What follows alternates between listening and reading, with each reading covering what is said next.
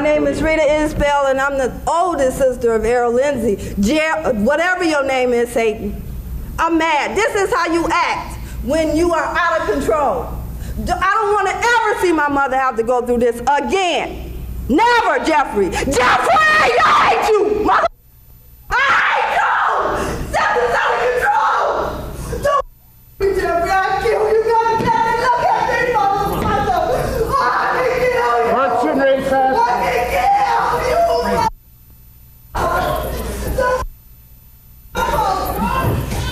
You don't have to look. Take it easy.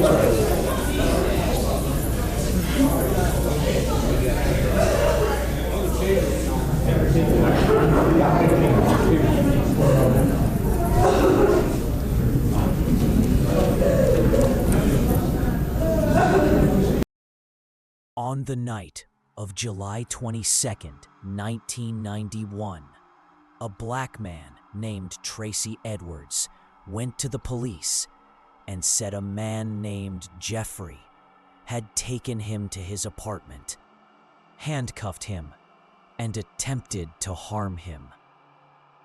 The police accompanied Edwards to Jeffrey Dahmer's apartment at the Oxford Apartments, Unit 213.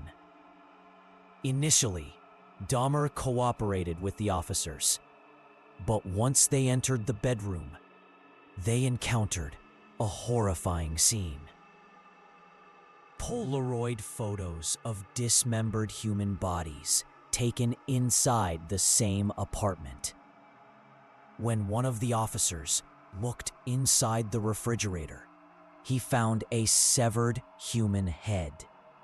At that moment, Dahmer attempted to flee but was apprehended. Upon arrest, he said, "For what I've done, I should be dead."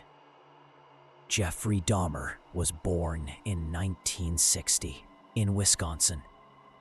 His father was a chemist, and his mother was a nervous and depressed individual.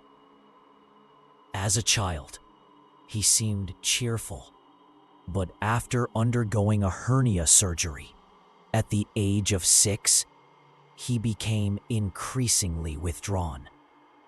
From an early age, Dahmer developed a strange fascination with animal bones. One day, he asked his father, "What happens if I put chicken bones in bleach?" Instead of being alarmed, his father enthusiastically answered and even taught him how to clean bones. As a teenager, Dahmer began drinking alcohol at school, telling his friends that whiskey was like medicine to him. Though he was intelligent, he had no interest in academics and became isolated. It was during this period that he realized he was gay, but he kept it hidden. Dahmer committed his first murder 3 weeks after graduating from high school. He picked up a 19-year-old man named Stephen Hicks and brought him to his home. After a few hours of drinking and listening to music, Hicks said he wanted to leave. Dahmer didn't want to let him go, so he struck him on the head with a dumbbell and then strangled him. Afterwards, he dismembered the body, dissolved the flesh in acid, and scattered the crushed bones in the woods. After the murders, Dahmer not only dismembered many of his victims, but also consumed parts of their bodies. He used organs like the heart, liver, thigh, and biceps. He sometimes seasoned them with spices, salt, and meat tenderizer, and stored them in the freezer for later consumption. He later told the police, "By eating parts of them, I felt like they became a part of me forever. It was sexually arousing. At first, He was merely curious about the taste of human flesh. But over time, eating human meat became a personal ritual. Jeffrey Dahmer wasn't satisfied with just killing his victims. He wanted to create mindless, completely obedient slaves. To achieve this, he performed horrific experiments on some of his victims while they were still alive, drilling holes in their skulls, injecting hydrochloric acid or boiling water into their brains. His goal was for the victim to remain alive, but lose all willpower and become controllable in a semi-conscious state. These experiments often resulted in death, but in one case, a victim remained semi-conscious for several days. Dahmer told the police, "I wanted to create someone who would stay with me forever, someone who wouldn't leave me." Jeffrey Dahmer planned to build a terrifying shrine in his apartment. His plan included placing the full skeletons of 2 victims on either side of a black table, arranging the skulls in a specific order on the tabletop, decorating the space with candles, incense, and blue lighting, sitting on a black leather chair in front of the shrine, staring at it in silence. He stated, "If I hadn't been caught, this shrine would have been completed in 6 months." On May 26, 1991, Jeffrey Dahmer encountered a 14-year-old Laotian boy named Konarak Sinfasamphone on the street. Like his previous victims, he offered the boy money to come to his apartment and take photos. Konarak agreed. Once at the apartment, Dahmer gave him a drink laced with sedatives. Then, as he had done before, he drilled a hole in Konarak's skull and injected acid into his brain to make him docile and obedient. At the time, the body of Dahmer's previous victim, Tony Hughes, was still lying on the floor. But because the sedatives had taken effect, Konarak did not react. After the injection, Dahmer went out to a bar. In his absence, Konarak, still semi-conscious, managed to escape the apartment, naked and bleeding, and sought help on the street. 3 African-American women living nearby saw him, were shocked by his condition, and called the police. The boy was barely conscious, bleeding from his body, and could hardly speak. At that moment, Jeffrey Dahmer returned to the scene and falsely claimed that the boy was his 19-year-old boyfriend, who had simply gotten drunk. Not wanting to intervene in what they believed was a domestic dispute between homosexuals, the officers believed Dahmer, despite the women's desperate protests and visible signs of abuse. The police ignored them. The officers handed Konarak back to Dahmer and even walked him to the apartment door after the police left. Dahmer injected acid into Konarak's brain for the 2nd time, which led to the boy's death. He then dismembered the body and kept the skull. In their report, the officers wrote, "A domestic dispute between homosexual lovers." When one of the women later called the police department again, she was told, "Ma'am, everything is under control. That boy is with his boyfriend in his own apartment. Please stop interfering." If the police had simply done a basic background check that night, they would have seen that Jeffrey Dahmer had a prior conviction for sexually abusing a minor. Konarak's older brother, in fact. But because Dahmer was polite, white, and well-spoken, and the victim was Asian and quiet, the police were either deceived or indifferent. After this incident, Dahmer went on to murder at least 5 more victims.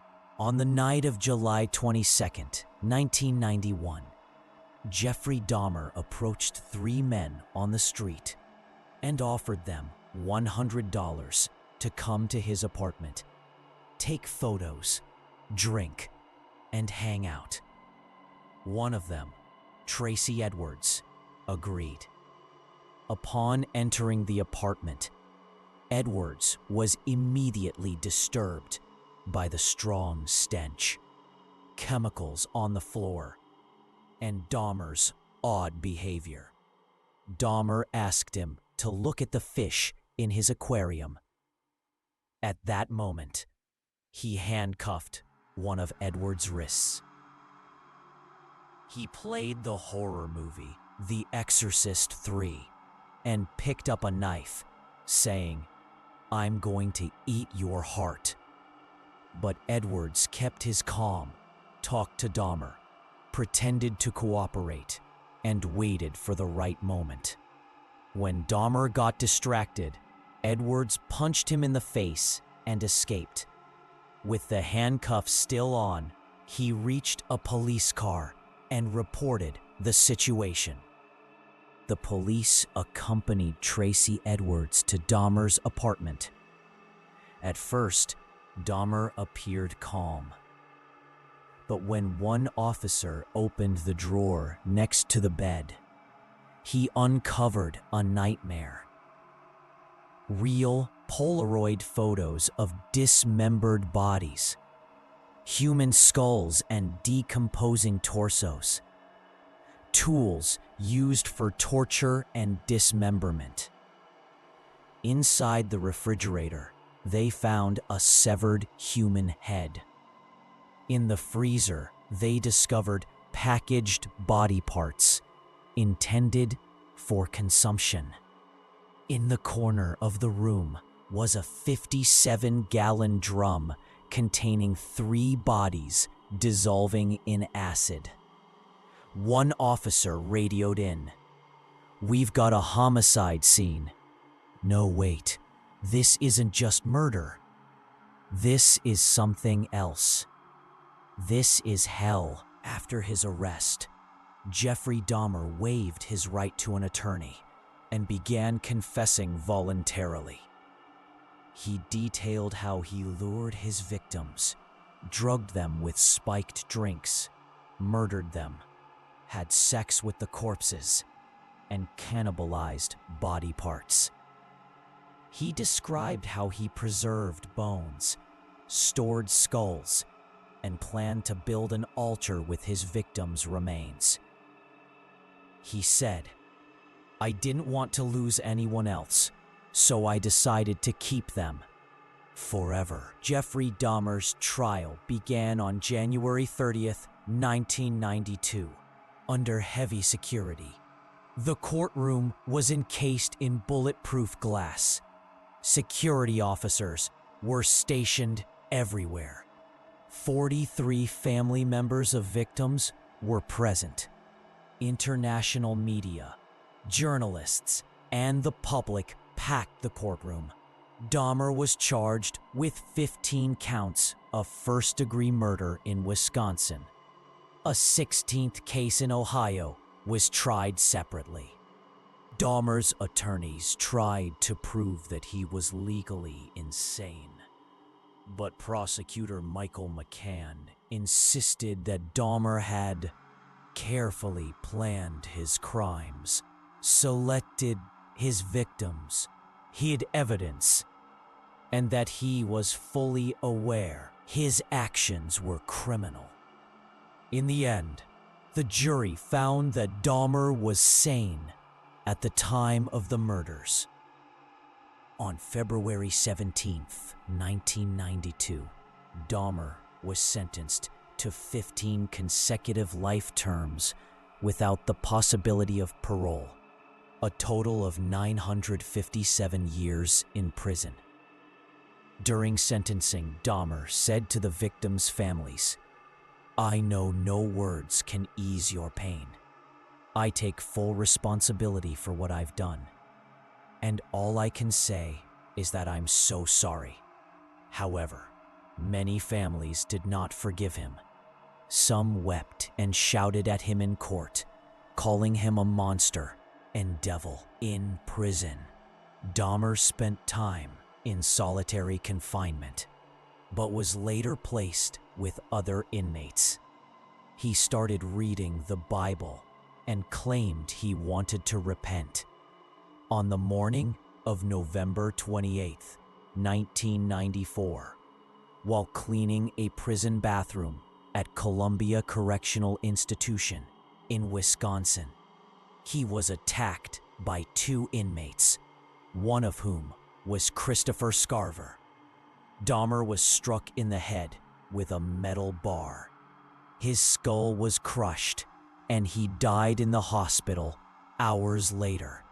Scarver later said he had heard the voice of God telling him to punish Dahmer for his crimes.